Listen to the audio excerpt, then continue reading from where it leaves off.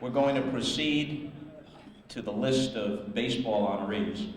I guess that I'm the #1 baseball guy at NBC, which these days is equivalent in terms of responsibility and prestige to being in charge of the Tourist Bureau in Antarctica, but nonetheless, I'm big in baseball at NBC, and here then is the list, and you'll recognize all of these names, and there will be no question as to why they have been cited.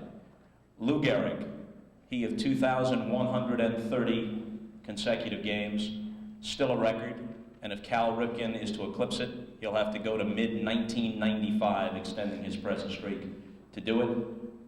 Gehrig, of course, a product of Columbia University, once hit 4 home runs in a single game, great World Series performer, usually hit cleanup behind Babe Ruth's #3, hit 493 lifetime home runs and would have had well into the 500s had his career and his life not been ended prematurely by illness. The Iron Horse, Lou Gehrig.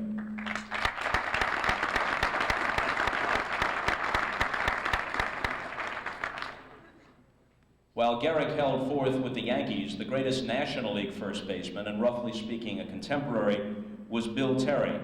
Terry, playing first base for the Giants of John McGraw, had a lifetime batting average of .340. He also succeeded McGraw as the Giants manager and managed the team to 3 pennants. Perhaps his greatest season came in 1930 when he hit 23 home runs, led the National League with 129 runs scored, and had a batting average of .401. It's commonly known that when Ted Williams hit .406 in 1941, now fully a half century ago, he became the last man in baseball history to do it, and quite possibly, considering modern circumstances, the last man ever to do it. But the last National Leaguer to accomplish it was Bill Terry, who hit .401 in 1930. And Bill Terry enters the Hall of Fame, the New York Sports Museum Hall of Fame. By the way, all of the people who are being cited here are members of the Baseball Hall of Fame in Cooperstown as well, and all, with the exception of Duke Snider, whom you'll hear from in a moment, are being inducted posthumously. Perhaps the greatest pitcher ever to work for any New York team, at least you could make that argument, Christy Mathewson won 372 games in 16 seasons with the Giants and hurled 3 shutouts during the 1905 World Series against the Philadelphia Athletics. He was known as Big Six, and he won 30 or more games 4 times in 1903, 04, 05, and 1908. 1908 was probably his finest season. He was 37-11 in 56 starts with an ERA of 2.06. Christy Mathewson.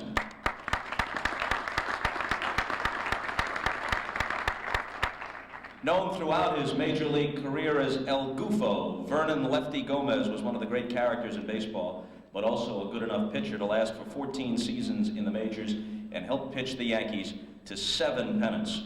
Despite his reputation for frivolity, Gomez was all business when it came to winning. He had a lifetime record of 189 and 102, a sparkling .649 winning percentage, and in 7 World Series starts, he had an unblemished record of 6 victories and no defeats. Lefty Gomez.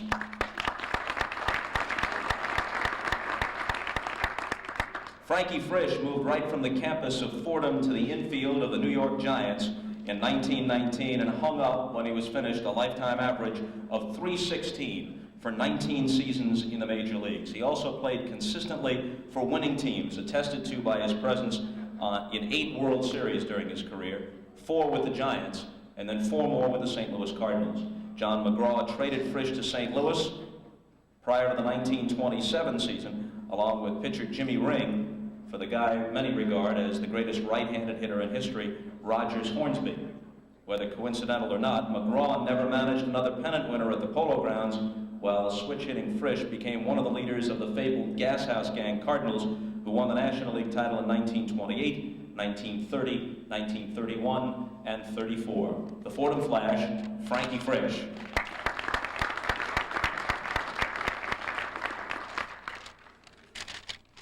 Somebody made mention earlier tonight of the legendary call by the Hall of Fame announcer, Russ Hodges, the Giants win the pennant, the Giants win the pennant. And despite, I'm sure, his admiration for Russ and his respect for all of his old Giant opponents, it still made Duke Snider wince. I had the occasion to speak to Duke on the radio. Pissed me off, he said, not just wince, pissed me off. Had occasion to talk to Duke on the radio about 3 years ago, and he recalled every microsecond of that ninth inning at the Polo Grounds that day. Recalled Newcomb going out and Branca coming in and Charlie Dressen's indecision as to whether or not that was the right move to make. Recalled where he stood as Thompson rounded the bases and what it felt like to walk into the visitors' clubhouse at the Polo Grounds after a 13.5 game lead had slipped away, and the Giants, instead of the Dodgers, would go on to the World Series. Baseball in New York meant so much then, and one of the people who will forever be connected with it, in fact and in lore, is one of the most colorful and controversial figures in the history of the game itself, and certainly in the history of New York baseball, the manager of the pennant-winning Giants of 1951, the world champion Giants of 1954, also a manager of great Brooklyn Dodger teams in the 1940s, the Lip, Leo Durocher.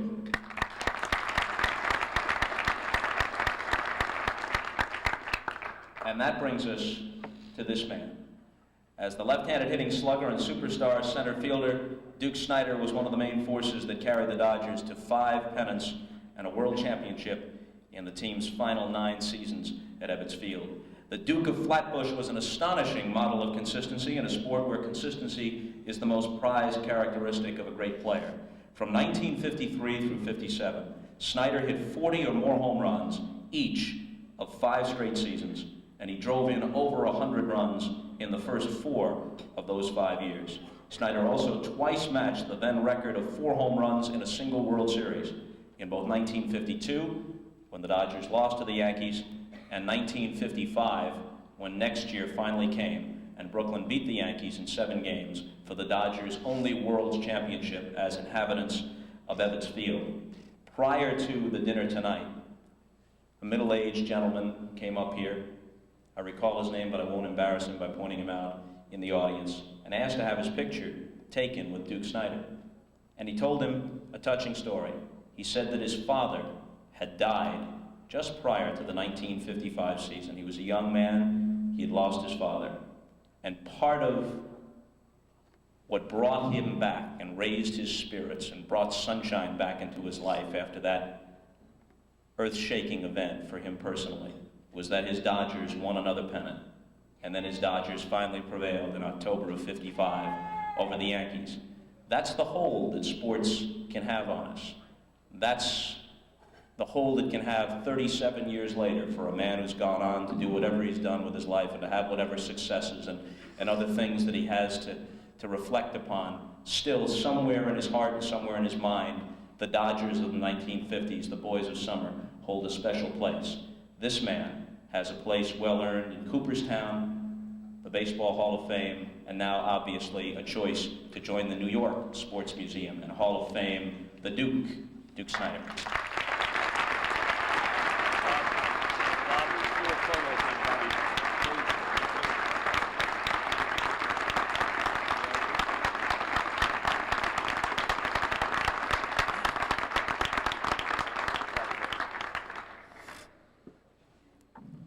Thank you, Bob.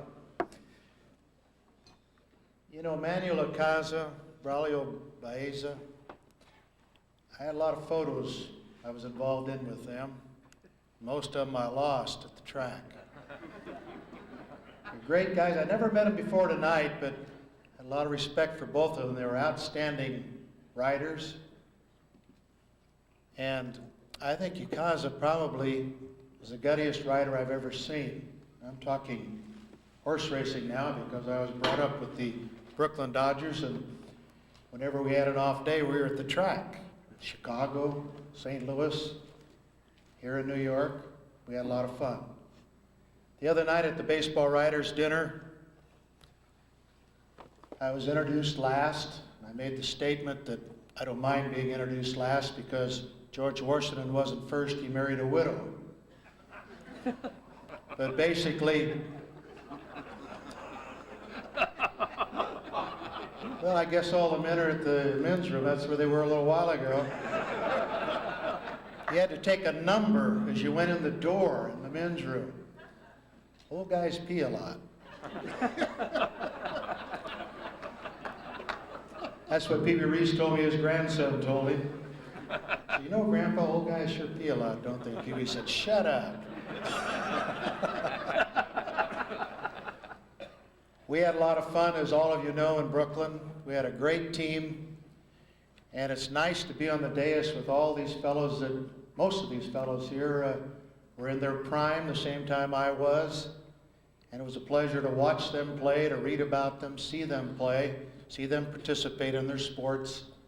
It's a tremendous thrill for me because anything good on television nowadays, I watch. It doesn't matter what sport.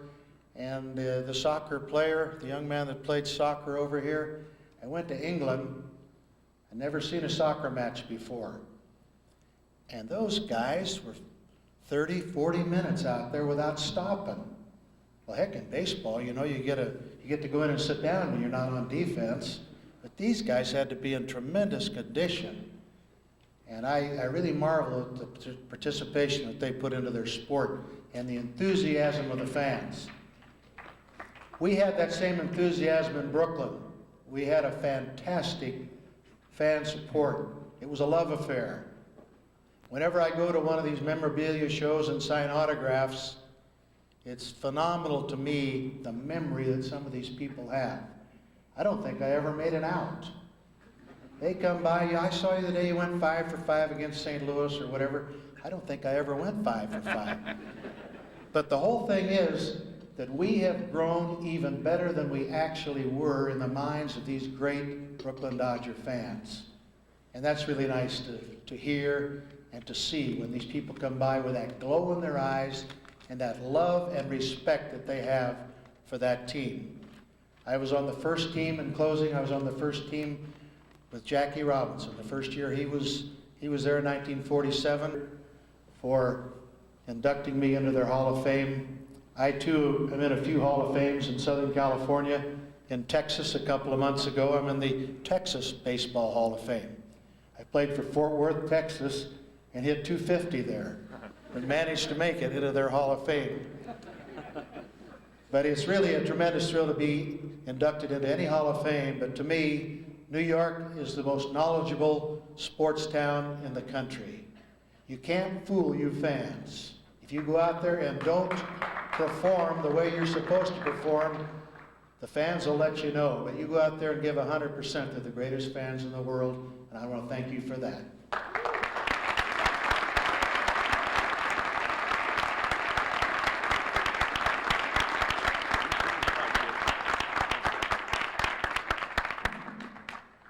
Duke, congratulations.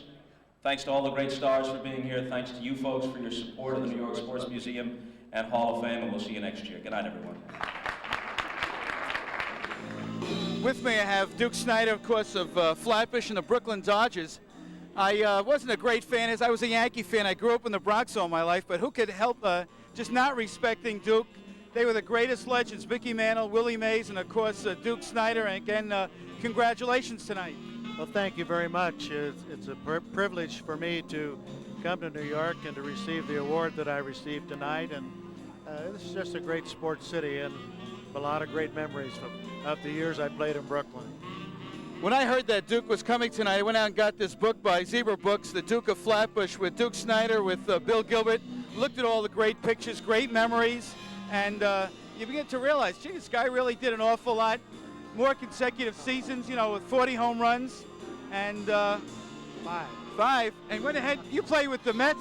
How was that? Well, you know, the first year of the Mets' existence, they lost 120 games. You couldn't believe that. I joined them the next year and improved them 9 games. We only lost 111.